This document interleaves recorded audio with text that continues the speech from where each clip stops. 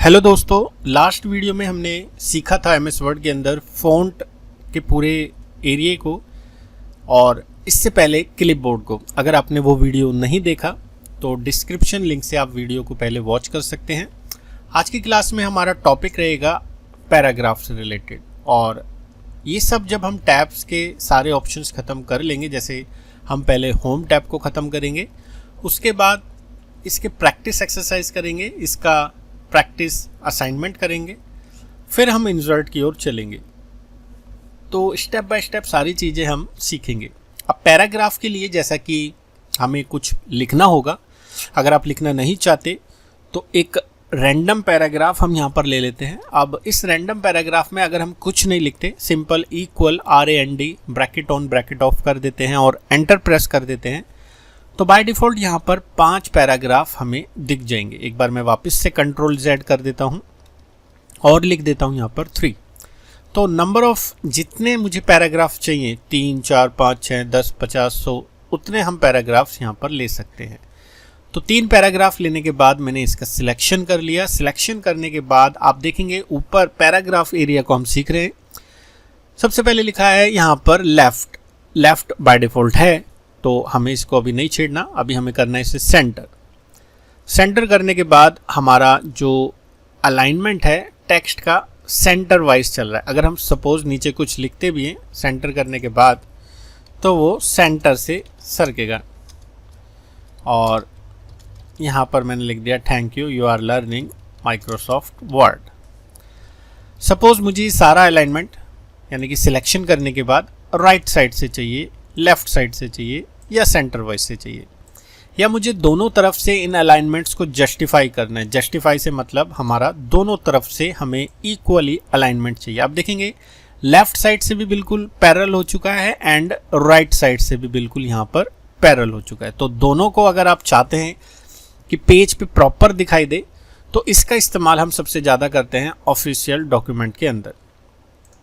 अब यहाँ पर जो लाइन स्पेसिंग की बात करेंगे, लाइन स्पेसिंग 1.0 नॉर्मल होता है, 1.15 ज़्यादा गैप हो जाता है, 2.0, 2.5, 3.0 ये हमारे लाइन स्पेसिंग के ऑप्शंस हैं।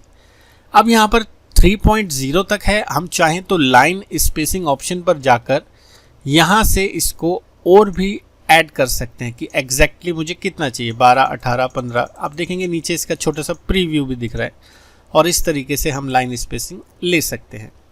रिमूव स्पेस कर देंगे तो सीधा सीधा नीचे हमारा जो स्पेसेस होगा वो सारा की सारा यहाँ से रिमूव हो जाएगा, एंड हम जो भी यहाँ पर इसका लाइन स्पेसिंग सेट करेंगे वो लाइन स्पेसिंग यहाँ पर डिफ़ॉल्ट हो जाएगा।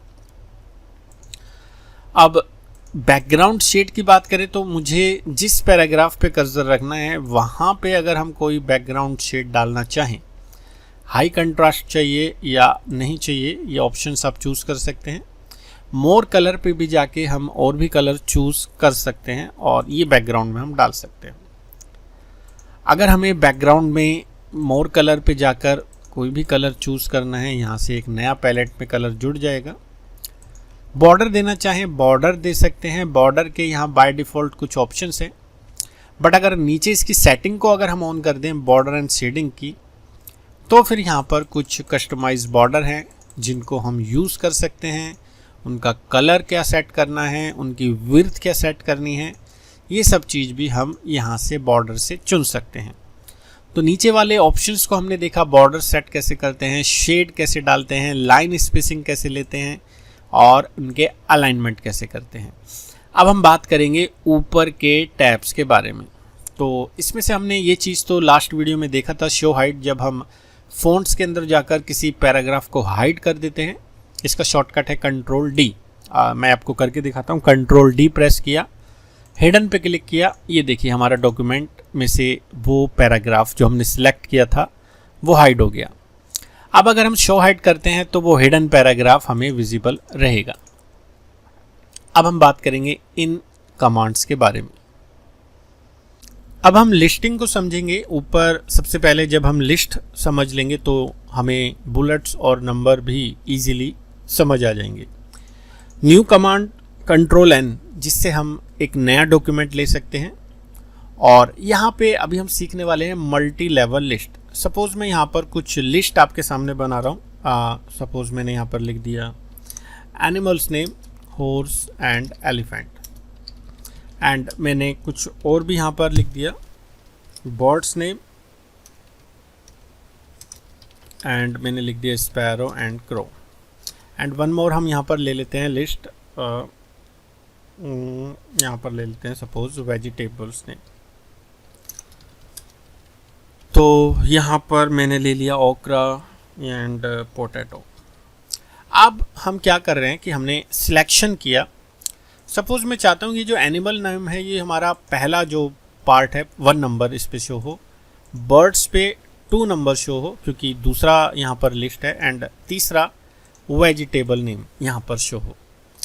अगर मैं सिलेक्शन करके यहाँ से जाता हूँ मल्टी लेवल लिस्ट पे और इसमें से चुन लेता हूँ ये पहला ऑप्शन, आप देखेंगे पहले ऑप्शन पे जैसे ही मैंने क्लिक किया यहाँ पर नंबरिंग सारी शो गई 1 2 3 4 5 6 7 8 9, जबकि हमें क्या चाहिए कि जो हॉर्स और एलिफेंट हैं वो एनिमल के पार्ट्स हैं, तो वो उसके अंडर में आए ए बी या फर्स्ट सेकंड या रोमन में, जैसे आपको दिखाना है।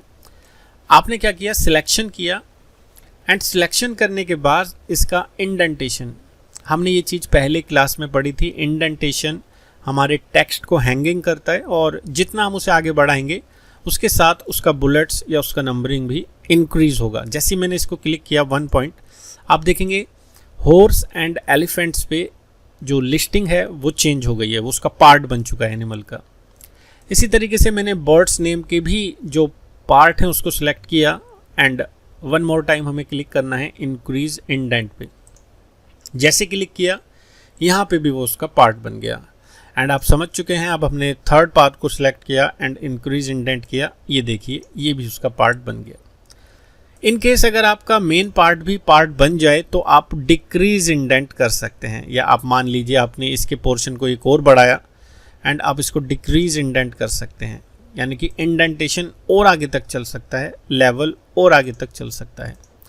अब आपको इसका जो पार्ट है उसमें सपोज आपको नहीं चाहिए, आपको अल्फ़ाबेट्स नहीं चाहिए, तो आप यहाँ से उसको डिजिट्स में भी ले सकते हैं, उसको रोमन में भी ले सकते हैं।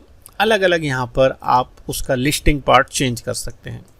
सेम एज़ अगर हम चाहें तो यहाँ से भी लिस्टिंग पार्ट चेंज कर सकते हैं। आप देखेंगे जो मेन पार्ट है हमारा वो किस तरीके से चाहिए, रोमन में चाहिए, अल्फ़ाबेट्स में चाहिए, या स्मॉल रोमन में चाहिए, डिजिट्स में चाहिए, डिजिट्स विद ब्रैकेट्स चाहिए, ये सब पोर्शन हम यहाँ से बदल सकते हैं।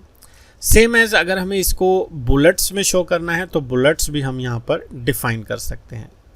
अब आप देखेंगे यहाँ पर कुछ बुलेट्स हैं जो दे रखी हैं, बट हमें इनके अलावा कुछ और बुलेट्स ऐड करनी है, या इन बुलेट्स में कस्टमाइजेशन करना है, लाइक साइज़ चेंज करना है, कलर चेंज करना है, तो वो भी हम कर सकते हैं। हमें जाना होगा डिफ़ाइन न्यू बुलेट्स पर और सिंबल पे क्लिक करना है। सिंबल बटन पे आपको बहुत सारे यहाँ पर सिंबल्स दिखाई देंगे, या आप चाहें तो हमारे 2 फ़ॉन्ट्स होते हैं जिसमें बहुत सारे सिंबल्स होते हैं। वो होता है number 1 Webdings and number 2 Wingdings. Suppose Webdings पे हम गए और हमने यहाँ पे ये लास्ट वाला चुना एक सिंबल, एंड जैसे ही हमने ओके किया तो देखें आप यहाँ पर वो बुलेट्स चेंज हो गई और ऐड भी हो गई है। डिफाइन न्यू बुलेट्स पे जाएंगे, सिंबल पे जाएंगे, वेबडिंग्स या विंगडिंग्स फ़ॉन्ट्स को चुनेंगे। जो भी सिंबल आप यहाँ पे सिलेक्ट करते हैं उसको कस्टमाइजेशन भी कर सकते हैं, लाइक फ़ॉन्ट में जाके मैंने थोड़ा सा उसका कलर चेंज कर दिया और यहाँ देखिए वो बुलेट्स का भी कलर चेंज हो गया और यहाँ पर भी वो ऐड हो गया। तो डिफाइन न्यू बुलेट से हम नई नई बुलेट्स ऐड कर सकते हैं। एंड नंबरिंग के अंदर भी अगर ऑप्शन है, यहाँ पर दे रखा है डिफाइन न्यू नंबर फॉर्मेट। आप देखें अगर इसमें क्या फॉर्मेट्स हैं, इस तरीके के जो फॉर्मेट्स हैं उनको भी हम अप्लाई कर सकते हैं, बट इनकी अगर आपको ज़रूरत हो तो ही लेना है। जैसे मैंने ले लिया फर्स्ट सेकंड थर्ड, तो जो मेन है first animal name, second birds name and third vegetables name. नहीं चाहिए वापस से हम उसको बदल देंगे। तो होपफुली आपको समझ आया होगा लिस्टिंग का पोर्शन हमें कैसे यूज़ करना है। आप चाहें तो टैब्स का भी इस्तेमाल कर सकते हैं, बट उसका क्या चेंजेस होता है हम एक बार देखते हैं। हमने वापस से पहले जैसा कर दिया, इसका डिक्रीज इंडेंट कर दिया, हमने एलिफेंट नेम एंड हॉर्स को सिलेक्ट किया और कीबोर्ड से टैब बटन दबाया। ये देखिए टैब बटन दबाया, टैब बटन यानी कि 5 कैरेक्टर का गैप, तो आपका जो लिस्ट है थोड़ा और आगे की तरफ जाके चेंज होगा। आप चाहें तो इसका एक और शॉर्टकट की है कंट्रोल M।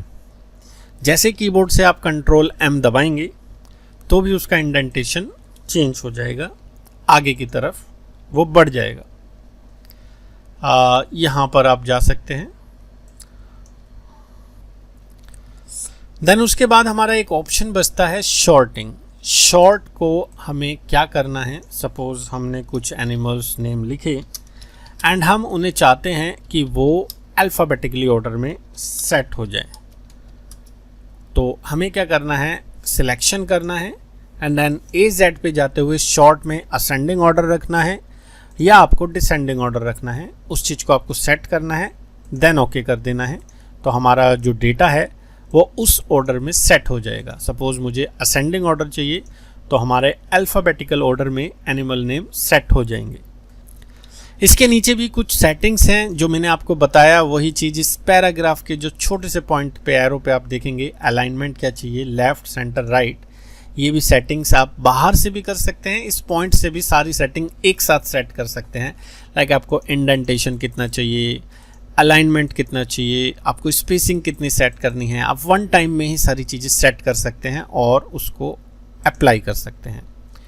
तो होपफुली आपको कैसे यहाँ पर पैराग्राफ को यूज़ करना है अच्छे से क्लियर हुआ होगा।